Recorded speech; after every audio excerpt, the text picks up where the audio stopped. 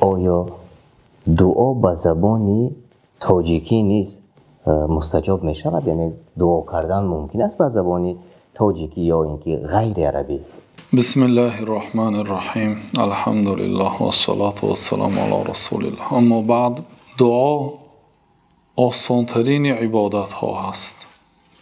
الله سبحانه و تعالی با تمام زبان ها دعاها را می شنود و تمام زبان ها را می فهمد. الان در دنیا 7000 زبان است.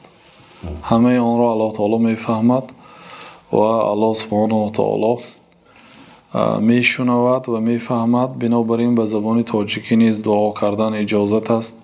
اما در مسئله نماز بعضی عالم ها بله گفتند خوب است که با زبان عربی می شود، لیکن جای های آمده است که مثلا سجده، پیامبر صلی الله علیه و سلم گفتند که فاکثروا فیها الدعاء، در سجده شما بسیار دعا کنید، فانه قمین ان یستجاب لکم، قریب است که دعای شما در سجده قبول شود.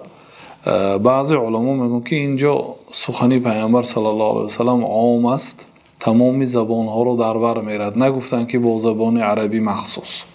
علل خصوص در نمازهای نافله، نماز تهجد مثلا، نماز ویتر، نمازهای سنت، میتواند حتی در داخل نماز هم به زبان تاجیکی دعا کند، در سجده مثلا. یعنی چگونه وقتی که به سجده میروند سبحان ربی اعلی میگویند و بعد از گفتن این دعا میکنند یا اینکه چگونه میشود؟ 3 بار سبحان ربی الاعلی میگوید، بعد از الله تعالی هر چی خواست میپرسد.